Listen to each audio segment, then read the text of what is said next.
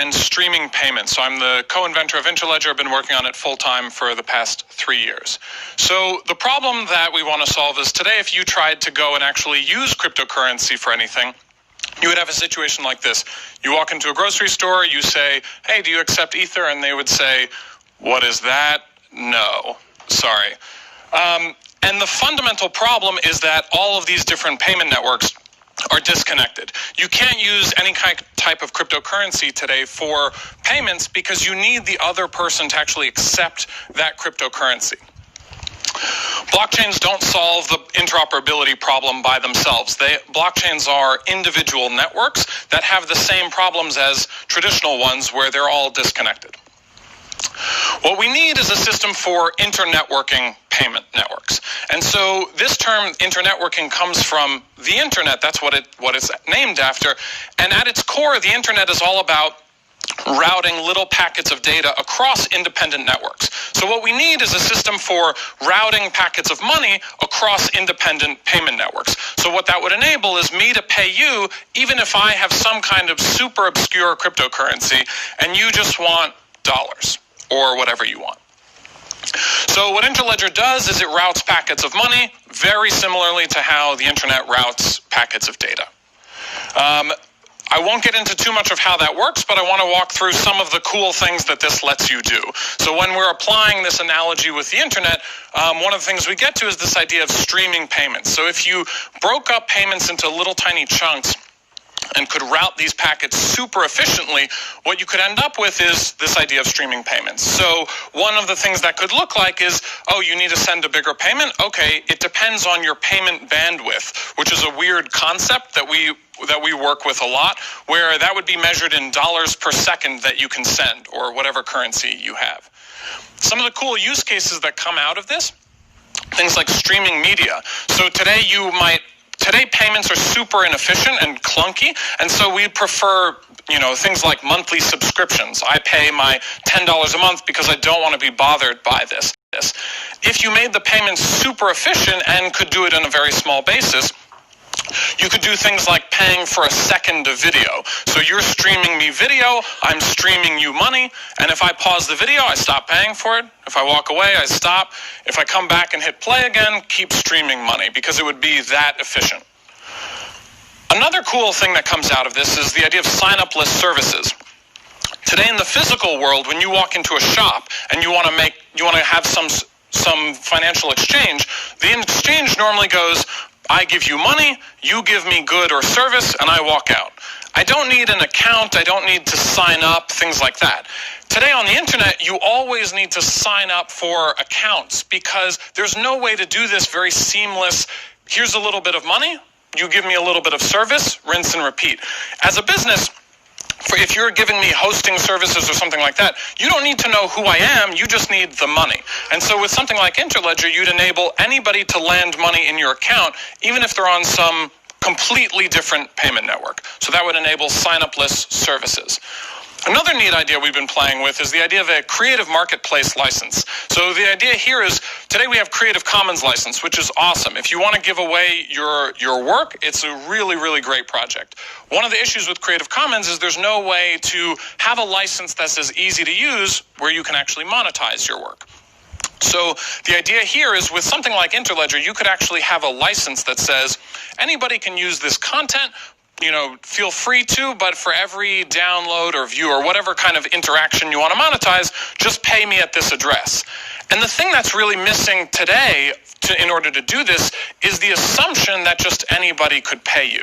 Because there's no interoperability and because we don't have internetworking for payments, if you did this kind of license, you'd be like, okay, anybody that has Bitcoin can now pay me, which is a tiny subset of everybody. The thing that makes the internet work is that everybody can access it, quality. Last kind of fun thing to throw out there is if you connect every type of currency and payment network together, what you can enable is payments from... When can we expect to see actions to modernize these aspects of the proxy process? Chairman Crapo, we've taken an approach to our regulatory flexibility agenda, which is if it's on the near-term agenda, we intend to get it done within the year. Those items are on the agenda. Staff is working on them, and I would hope that we would be able to move them forward in the coming year. Well, thank you. And again, I appreciate the attention you have given it and encourage your strong focus on it to bring it to completion. Moving to a different issue, this year Facebook announced its plan to develop a new cryptocurrency called Libra. While the SEC is one of a number of regulators who would have jurisdiction over Libra, can you speak to how the Libra announcement has affected how the SEC and other regulators are working to be responsive to and innovative to market developments and trends like cryptocurrencies? Sure. And I appreciate the question, and the question highlights what happened with that announcement. And whether I'm not going to speak about the particular product, it's not appropriate for me to do so, but the announcement was a focal point for regulators of different types to recognize that digitization and the digitization of the plumbing and other aspects of our financial system, including payment transfers, etc., it is coming. What I'll say, just the natural economic forces that it unleashes, taking fat out of the system, for lack of a better term, it's happening. Now we have to recognize that that's happening, recognize our mission, safety and soundness, investor protection, fair markets, and ensure that as that digitization takes place, we're being true to those principles. But we should not be fighting that digitization, because if we fight it, it will go around us. Well, thank you. That mirrors my feelings on it. And I assume that when you say it is coming... I'm sorry, Senator, it's here. This year. It's here. It is here already. Yeah, I see. It's here. Yeah, it is here. For value every single day, and I worry that we're gonna crush that entrepreneurial spirit and that advancement. Obviously, you and I, we've heard of Bitcoin, we've heard of Ethereum. You familiar with XRP and the efforts of Ripple? With the distributed ledger technology for their payments? Yep. Yes. And you're familiar with EOS? No. What about privacy coins like Monero or Zcash? So I had a footnote that if I understood the aim of this hearing, that it was that I was not going to approach the privacy concerns. There are any number of different privacy technologies around cryptocurrencies. Some are concerning, some are very promising, and that it really is very item specific. So I don't have a lot to say on that, only that you're right. There is definitely, I agree with you that there is definitely some interesting things going on there. Out there in the payment system, we have wire transfers, we have ACH, we have SWIFT, we have cash, obviously, we have MasterCard Direct. We have all these different methodologies. And my question is, can we have a approved regulatory payment rail that's blockchain based, that's available to banks and non-banks equally, where someone could propose a blockchain effort? And what does that look like from a regulatory point of view? That rail. So it's not a debit rail, it's not a credit rail, it's a blockchain available digital rail. Whether there's a cryptocurrency involved or not, be neutral on that. What are your thoughts, Ms. Ford, on that? I'm not sure how authorized I am to speak on that issue. I'm not an expert on that type of technology, but I would say that I don't think it would be a limitation of technology being, able to support that rail. I think it would actually come down to whatever policy implications there are. And I think, Christina has alluded to some of this as well, that I think, there is an inconsistency in the way that, blockchain or just distributed ledger is regulated today. It seems to be happening mainly at the state level. And so that kind of inconsistency with the regulatory environment might. We already are seeing some blockchain-based systems being created that enable the movement of money. So I think there are examples out there. We talk about XRP or others that kind of offer this. We bring everybody along with us as we make this technology jump. Thank you for the question, Mr. Scott. So I think it has to be done in partnership. So PayPal is a technology company, but there are all sorts of entities that are on the ground in the communities, in the places where you're talking about. Think of retailers, maybe a 7-Eleven, a Walmart. Think of a remittance provider like a RIA, where we can partner with those entities, enable cash to be offered up at the point of sale, and then digitize it on the back end. So I think it's really in getting on the ground in the communities and the places where these people are and providing them a service, as I mentioned in my testimony, that is actually more valuable than just a cash-based service. Because until and unless we create that value proposition that really can respond to the challenges and the issues that they're facing, then there won't be a reason to move into this ecosystem. Are you confident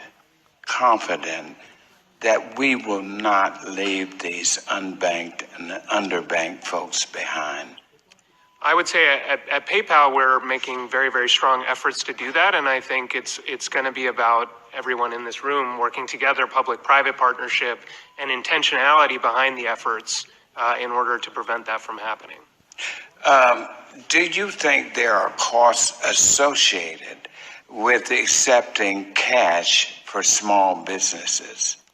Certainly, and I think a typical small business, when they're accepting cash, they assume that it's a costless transaction. But actually, when it comes to things like, simple things like accounting for that cash, doing payouts to employees, doing payouts to vendors, providing security for the cash, there are actually a number of costs associated with that. My mom was a small business owner, and I remember the challenges of trying to account for everything. And so digital kind of continuing to work on things that you'll be hearing about in the near future, that even today, sitting here right now, you wouldn't believe it's possible, that we have found the answers. You'll be hearing about it, but we have found answers to things that people said would not be possible, certainly not in a very short period of time. But the wonders of the last century will pale in comparison to what today's young innovators will achieve, because they are doing things that nobody thought even feasible to begin. We continue to embrace technology, not to shun it. When people are free to innovate, millions will live. Brings crypto in general into the next phase, into its use for commerce. So what do you make of the potential for Libra? And of course, also another example is Ripple, the company where you used to work, that is putting XRP to work for international bank transfers. So what might be the functions coming up separately from just a store of value? So, and I'm completely biased because, yes, I did. I have some happy times at Ripple, and I still own equity in the company. So I think it's a great thing that they're actually finding some use of this blockchain technology and of XRP in particular. But I do think that, it's a very peculiar technology in that in the creation of the technology, Satoshi figured out a way to attach value to it. If you could have attached value to TCP/IP when it was first created, and you could have bought the packet with hope that someday they would invent, I don't know, Instagram. It was quite a long ways between the invention of TCP/IP and the creation of all the things that the internet could do and the packetized networks could do. I think you see the same thing with the technology of blockchain. So yes, so the movement of money is an obvious thing. Libra wants to do that. Ripple's doing that today with XRP, helping move money very quickly, very cheaply for existing financial institutions, whether it's companies in the remittance business or banks and what have you. But I think you're going to see a lot of other things, and I think fairly soon, because companies have been working on this for so many years, but they're just not there yet. You're going to start to see the emergence of the use of the technology, and I think that's when the real value will ascribe to cryptocurrency. Hey investors, Zach Guzman here. Are you need to see accomplished at the G7? Well, I think that the president needs to continue to press hard to be able to get some fairness into the negotiations to make sure that we level the playing field. As he mentioned, we have a problem with dairy. There's also a problem with our pork sales to Canada. I know in his discussions with China, they put on the table additional purchases of soybeans and corn. So I think this is all going to play out over a series of months here, over the next several months, and it's going to be a 2 steps forward, 1 step backward process. There's going to be good days and not so good days. But I think at the end of this, the president's goal is to level the playing field so that our products, our services, our commodities are able to be sold on a level playing field with the rest of the countries that we're dealing with. Sure. And to help our producers be able to compete. And so that's what's going on. And I think that sometimes, in Canada in particular, I know that I saw Prime Minister Trudeau the other day, on TV, sort of, pontificating sort of piously about some of the steel tariffs, but he didn't want to talk about the dairy tariffs. He didn't want to talk about the lumber problems we have and the pork problems. He was very selective in his comments. So people have to understand that while they are our friends, they have not been quite as friendly when it comes to trade. Sure, and just one last question on this, though. When you have Mexico then imposing, say, a 25% tariff on some cheese, and then you have a potential 20% tariff on pork, that is going to affect your constituents. Have you been having any pushback from them on being more conciliatory so we don't get those kind of tariffs? Well, there's some concern, but let's be honest here. President Trump is a business guy, and he's been negotiating deals like this at the upper levels with leaders of the world for a long, long time, and very successfully. He understands that there is a process. I'm not sure I agree with his process, but his process is very effective for himself and his companies over the last several years, and he's using that same process to negotiate these same things. And my people back home, they're concerned, but they understand the long-range goal is what they want to achieve as well. They understand that there may be some short-term volatility, there may be some short-term pain, but the long-term gain is what they see. They see a level playing field and putting in place the fundamentals so that long-term they're going to be much better off. And quite frankly, they are also the currency devaluations. I've been complaining about that for a long time, and I believe that we will all eventually, and probably very much sooner than a lot of people understand or think, we will be all at a level playing field. And the liquidity in digital assets could be applied to actually make that much more democratized and a level playing field. Do the new regulations favor traditional banks, maybe in the same way? No, this is intended to be a level playing field, whether you're MoneyGram or you're a bank or you're an online or you're PayPal. This is intended to be a level playing field. But the Secretary is right that at the core, the fundamental financial regulations around KYC or Know Your Customer or AML, anti-money laundering, there has to be a level playing field both for new entrants as well as legacy entrants. And I think that's really, that I think is a fair playing field for everyone to play within. Level playing field. A level playing field. A level playing field. IMF. Do you see IMF holding crypto assets in the future? I did not put that up there. Remember, I'm from the legal department. I'm supposed to be very conservative about these things. I don't want to go into great details about Maybe the I should take what the IMF is going to do. There, and the next thing is going to be value. And the question is, how can we use the internet to move anything of value at the speed of light at no cost, the way we've done all those other things that we've done? And to do that, we have to have a regulatory framework, Gary's suggesting, that can keep up with that rather than try to fit that new paradigm into an old regulatory paradigm. But also, we need to recognize that we have to adopt a technological leap forward, because the reason why the Chinese in particular, I've invested in some of these Chinese payment modalities as well, were able to do this is because they didn't have the credit card system with which to contend. It wasn't there, so they could go right, just like they skipped over landlines and went right to cellular, and there are a whole bunch of reasons why. So they now pay, even without fundamental technological innovation, the cost of payments in China is about 30 to 40% of what it is in the United States.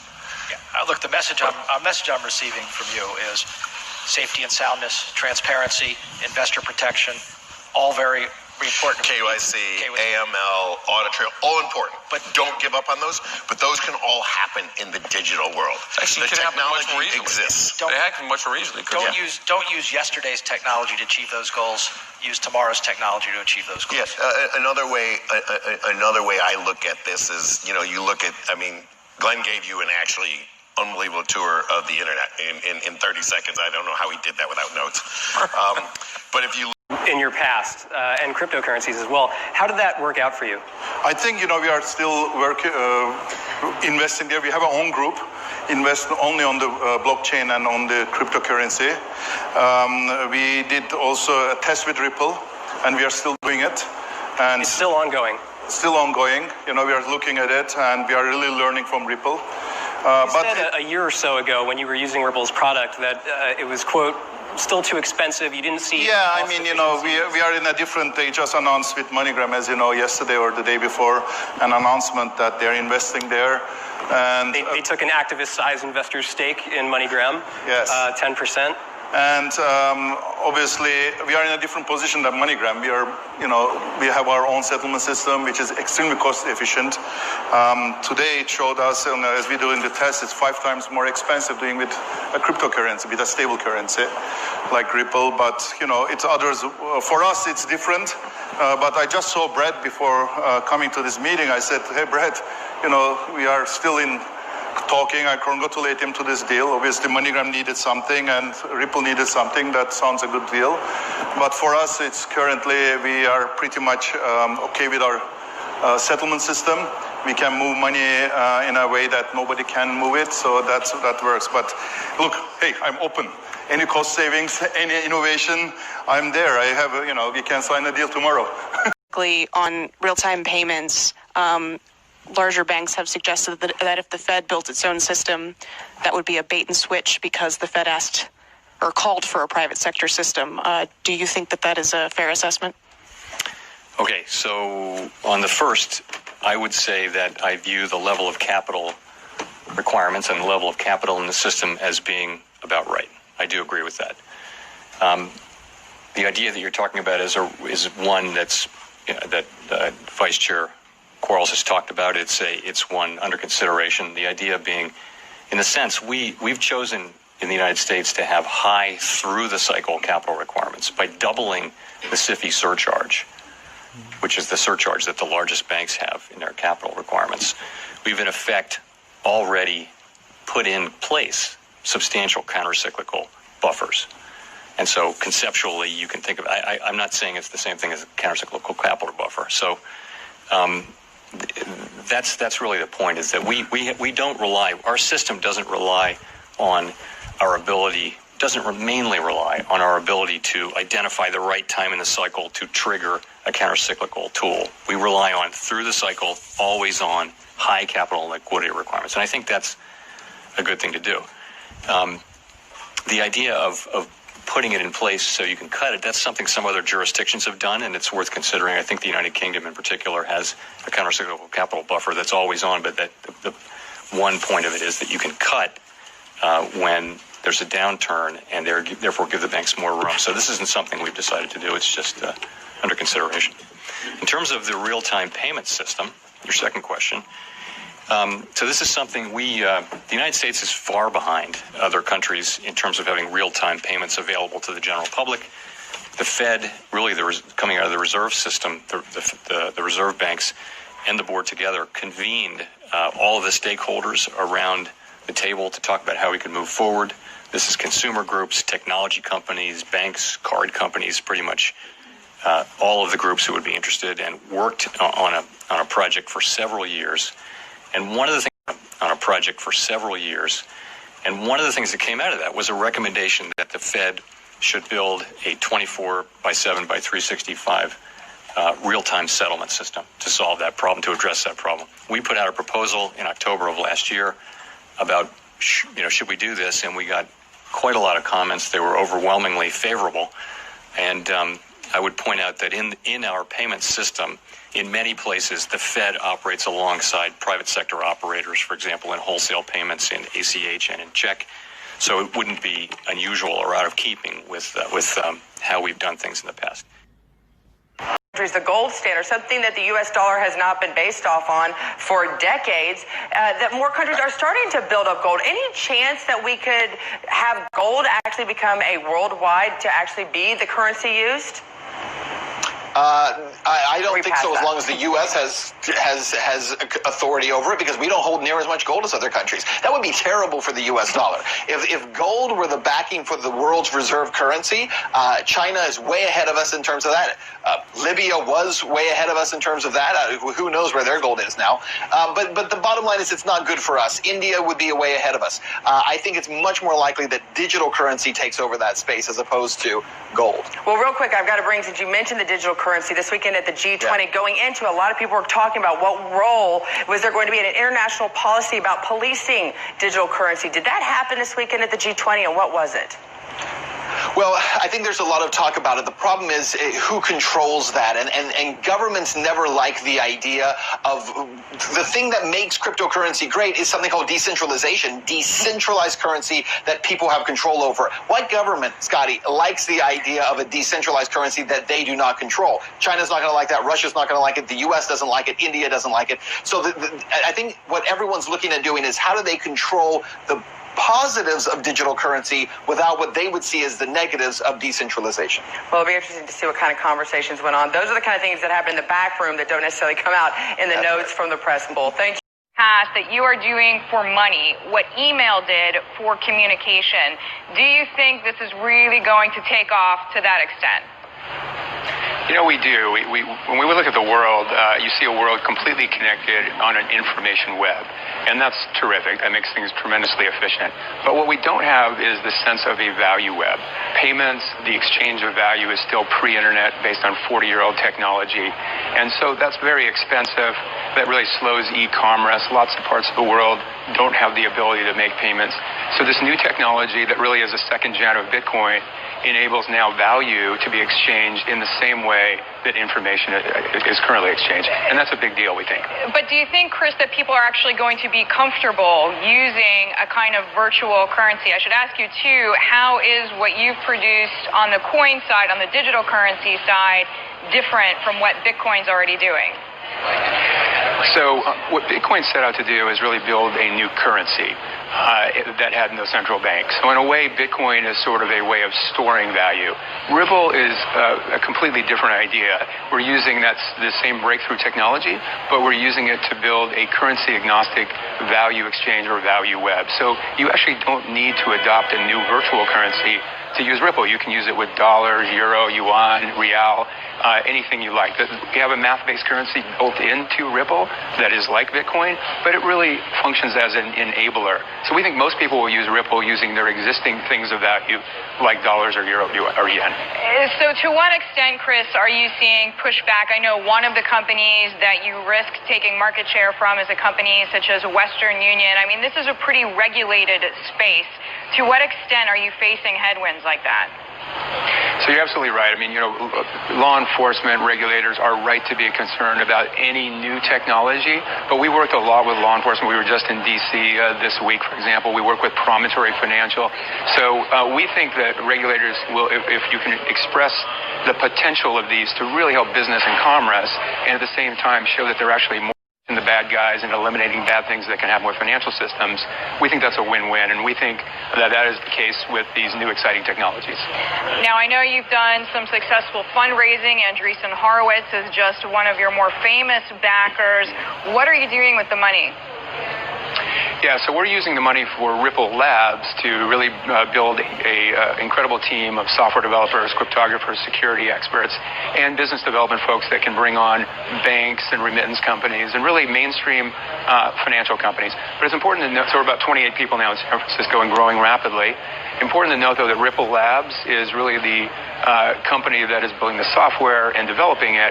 Ripple Protocol is a completely open source system. It's a public good. Anybody can use that. We don't control, we don't own it. So they're kind of two different roles, kind of like a Red Hat to Linux is a good analogy for Ripple to Ripple. Chris, before we let you go, some people have critiqued the lack of friendliness or the lack of ease in using the site. Is that something that, A, you agree with, and B, if so, that you're seeking to remedy? Yeah, so we've been focusing to date on really building the network, building the fundamental architecture to make it easier for other developers to build on top of Ripple. Ripple is really like the pipes and the foundation. At the same time now, we are also bringing on product people to make consumer direct products easier to use. So we're really working on both of those as an SDK for developers as well as a direct-to-consumer applications. Important topic. CBDCs and digital currencies in general have really become a hot topic nowadays, and I truly believe that 2020 is the year for digital currencies. Now, some people may argue and say that central banks have started to look at CBDCs or digital money in general as a direct result of Libra, but I personally believe that it's just a natural evolution. I mean, we are embarking on a new era, a new digitized era. We're moving towards digitized economies, so I believe it's very important important and imperative that central banks really take a close look at digital currencies, and those that fail to do so may struggle in the future.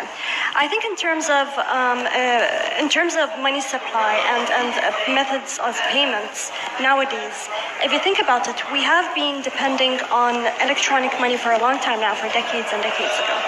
Ever since the invention of debit cards or credit cards.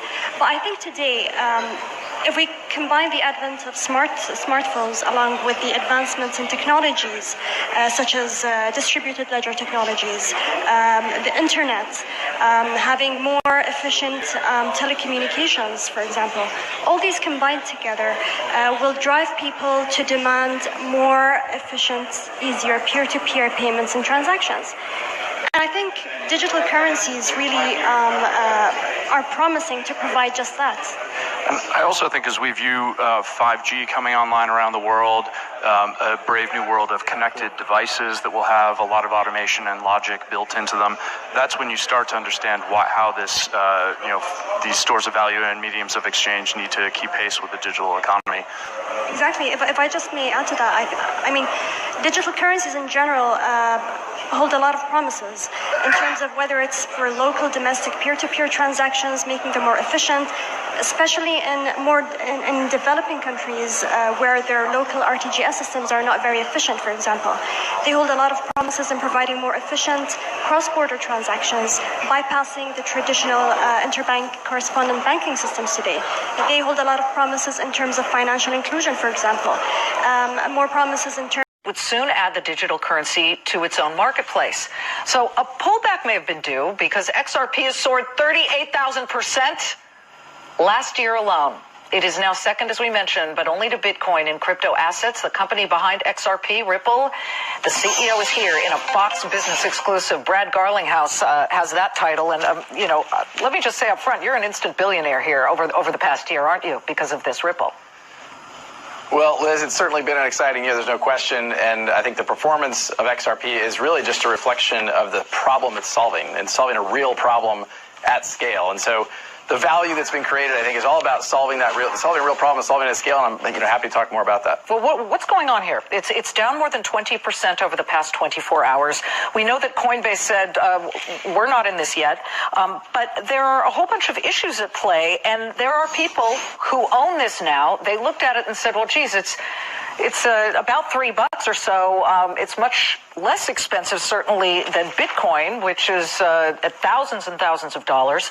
So tell me, why is it dropping? Well, I think over the last 30 days, XRP is up over 1,000%, so 10x. And so I think what you're seeing is, there is a lot of volatility in the digital asset market broadly, and certainly that's true in the Bitcoin market. It's been true for XRP. And I think it's because these markets are very nascent. This is still the earliest innings of the creation of what I think is really going to be a new asset category. And that asset category, I'll keep going back to, it's about real utility solving a real problem. For Ripple, that's using XRP to solve a global payments problem. There's literally $27 trillion of money parked around the world between banks in order for them to settle payments between themselves.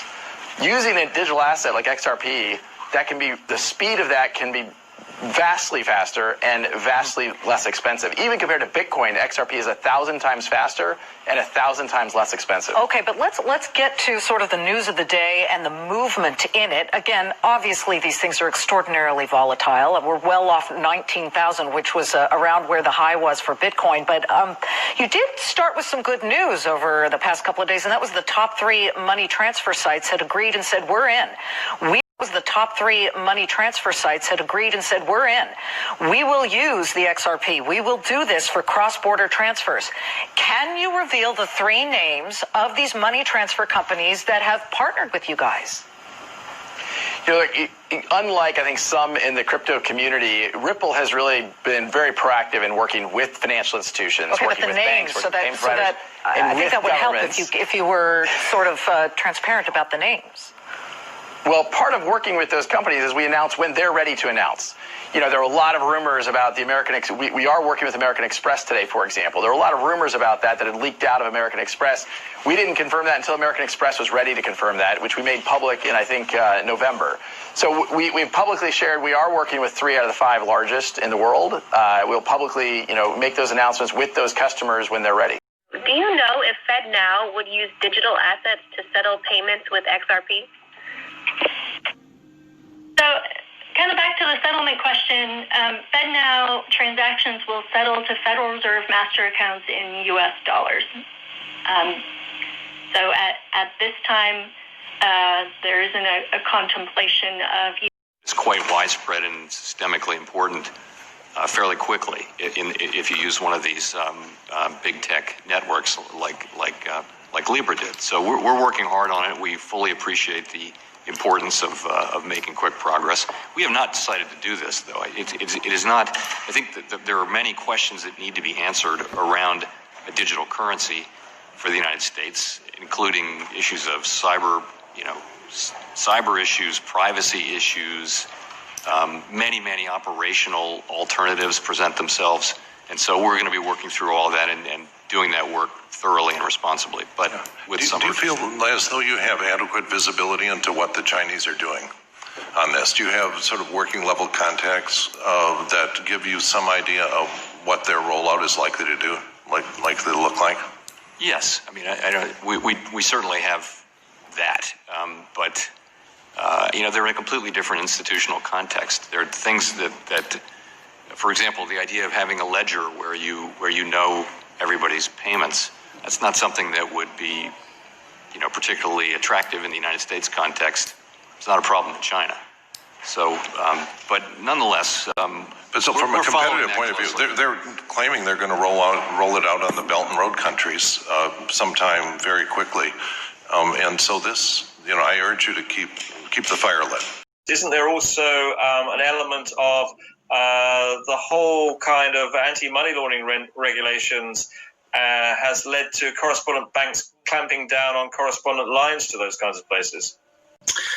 That's correct, exactly. And so they are facing real pressure now to essentially keep themselves within the financial system. And one way of looking or addressing this, doing this or achieving this is by launching a digital currency which has more effective AML and CFT controls in place, sort of baked into the currency.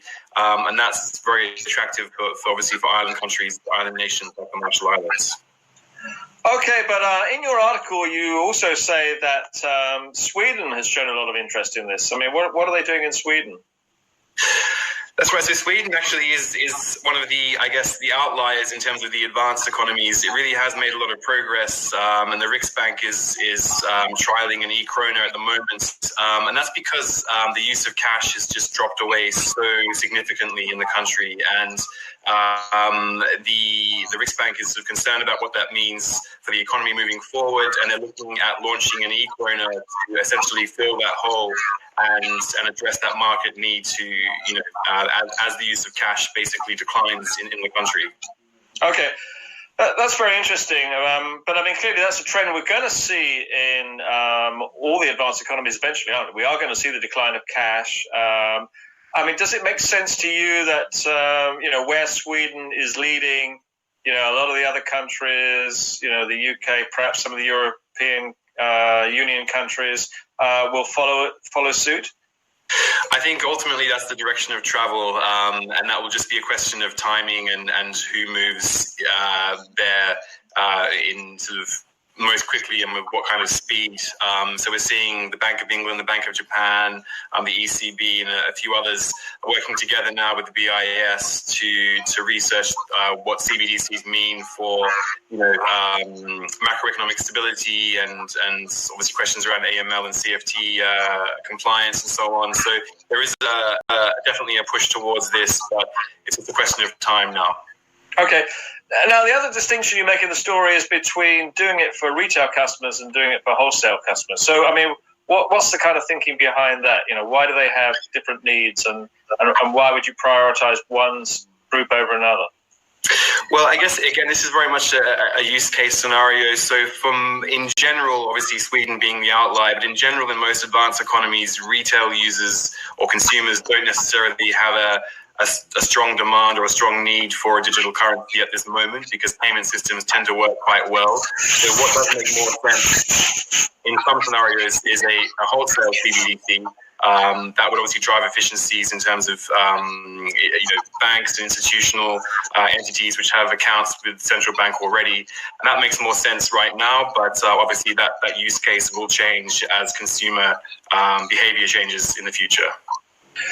Okay, now look, we're in very unusual times, aren't we? And some people have said, with the whole sort of coronavirus thing, when we do finally get through this, it's an opportunity to rethink how the world works, and maybe we can start to reorganize things so that they're done on a more ecological, climate friendly basis. Can the whole digital currency thing play any kind of role in that?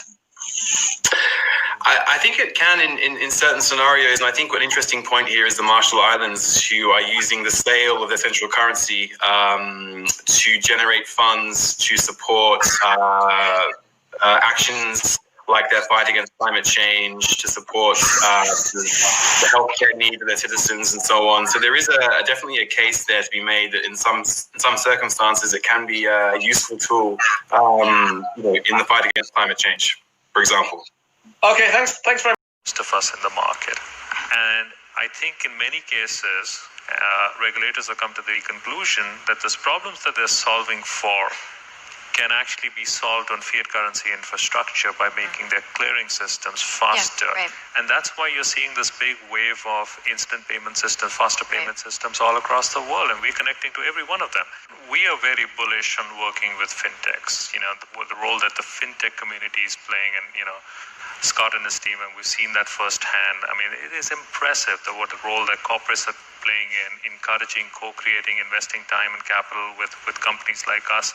And I think, banks have a role to play too. The problem statement for us is one around the transparency, and then you layer in all the macro going on with all the cybersecurity, internal actors trying to steal, external actors trying to steal. I think we've made a hard push at getting transparency internally in our GE infrastructure, and now our focus is externally making sure our banking partners are working on things like Swift GPI or some of the blockchain initiatives to make sure that we have transparency to our payment. And, my work is about education, because if even 3% of the population understands what they're attempting to do, my goal is to have a more fair monetary system. That's what my goal is. If they just run roughshod over us, the new system is not going to be any better for us than the old system, and probably even worse, because they want us to go into a sharing economy, meaning that few owns everything and everybody rents. Everybody else rents.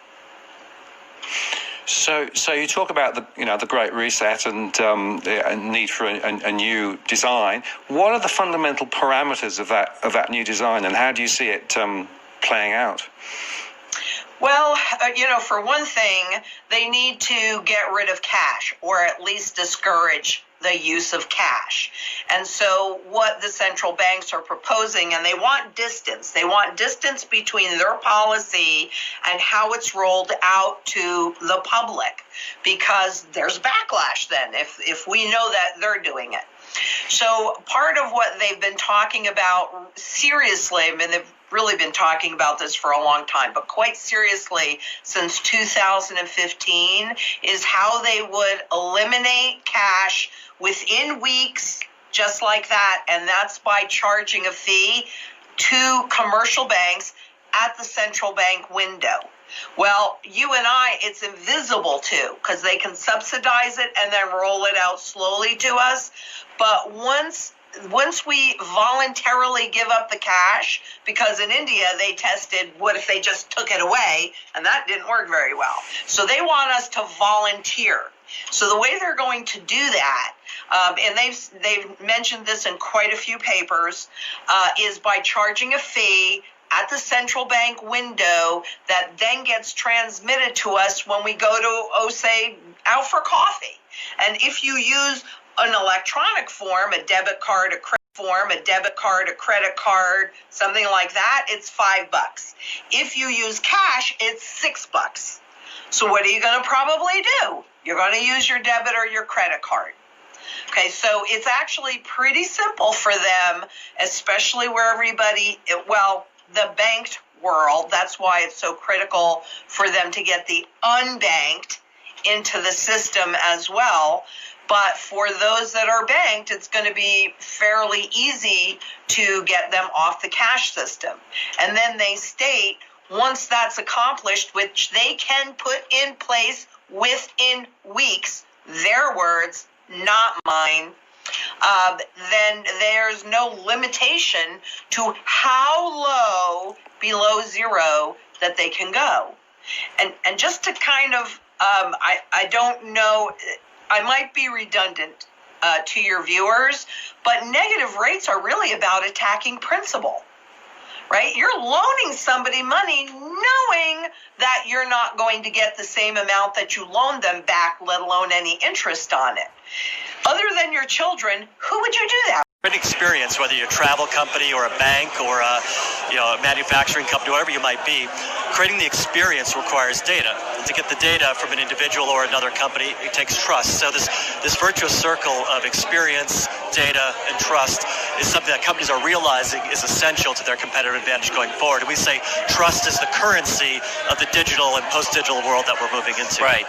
It's just how explicit is that trust, right? How explicit does it need to be? And as you said, that's unclear. People can complain on one hand but continue to use the services. So it seems to be a little bit it's a sliding scale. It's really a value exchange. You have to think about it. What's the value exchange and the value that an individual consumer places on their privacy versus free access to a service. That's what's being worked out right now. Right. So I want to get your take on another thing, which is exponential curves. And you've mentioned time and time again, right? The pace of change is only accelerating. Well, you've been saying that probably for 20 years, right? So the curve's just getting steeper.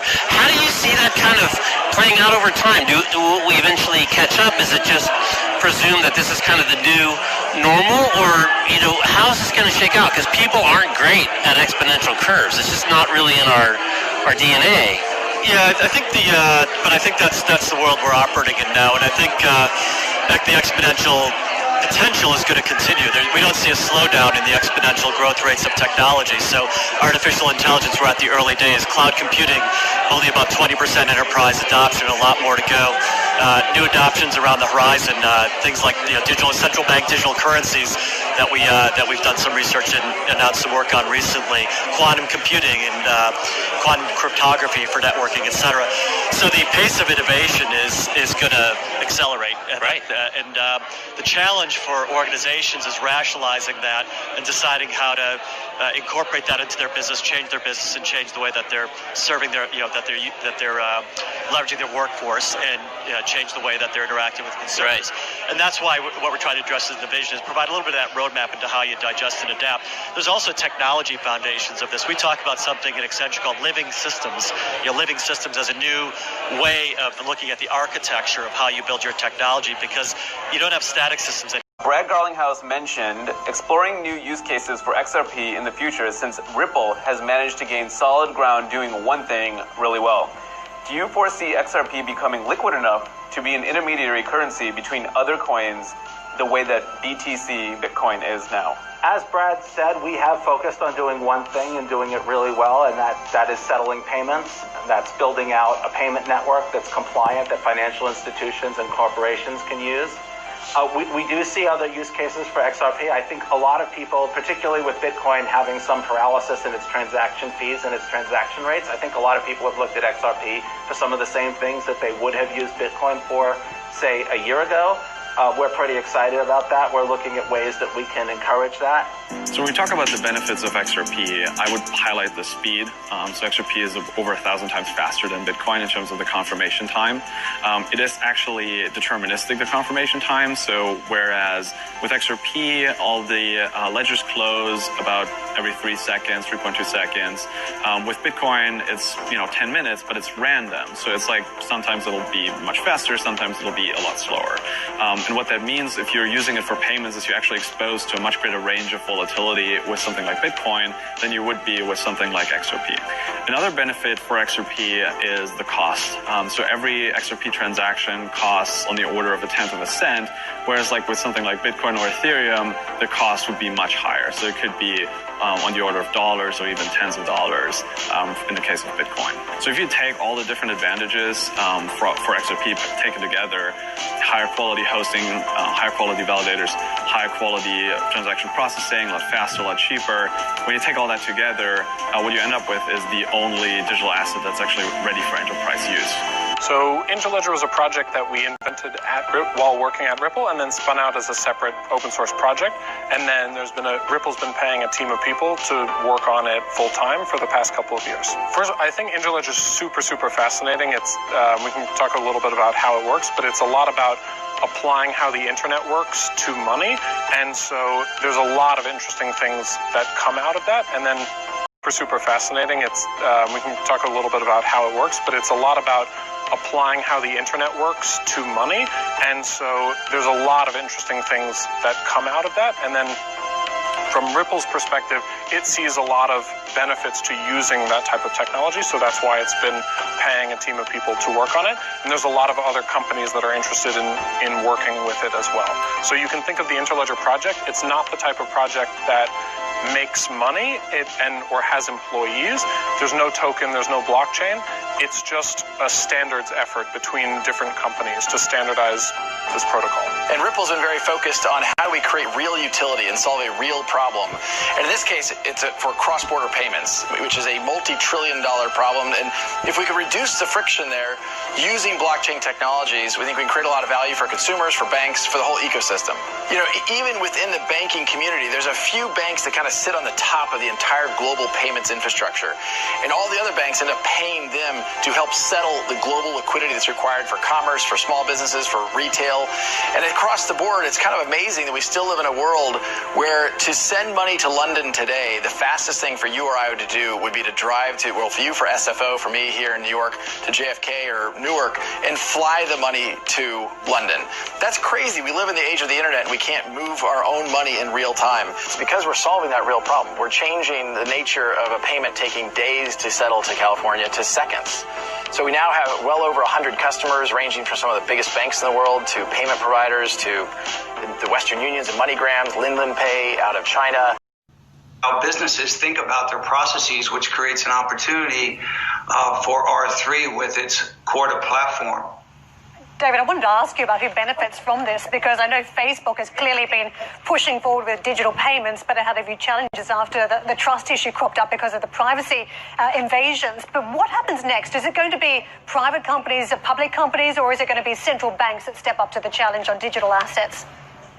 I actually think it ends up being a private-public partnership, but clearly not just with what Facebook has going on, but what we're seeing out of China is causing central banks around the globe to reconsider, paper money. And certainly the technologies exist today to really enhance the way the monetary system works. Early in this crisis, I wrote a little piece about the idea when the Trump administration was talking about pushing checks out for folks to spend to help with the economy. And the way programmable money works today, it's instantaneous and it can be directed to be spent. And if you think about how archaic sending a paper check through the mail to someone who you hope receives it and then you hope spend it, all those things need to be questioned. And the technology exists today to make those payments instantly and say spend them positively towards encouraging economic growth within X number of days or it disappears.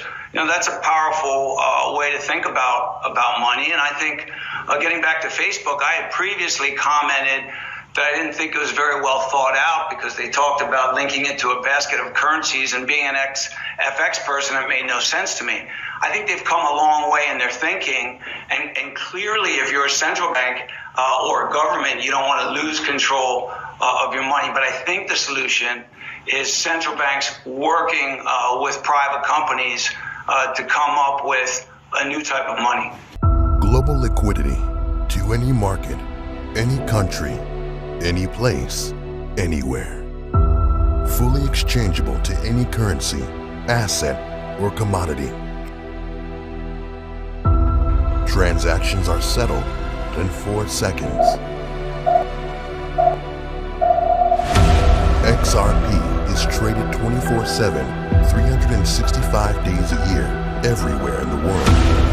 Removing friction from global trade, removing barriers, removing borders. XRP transfers value anytime and all the time. From you to any place on Earth.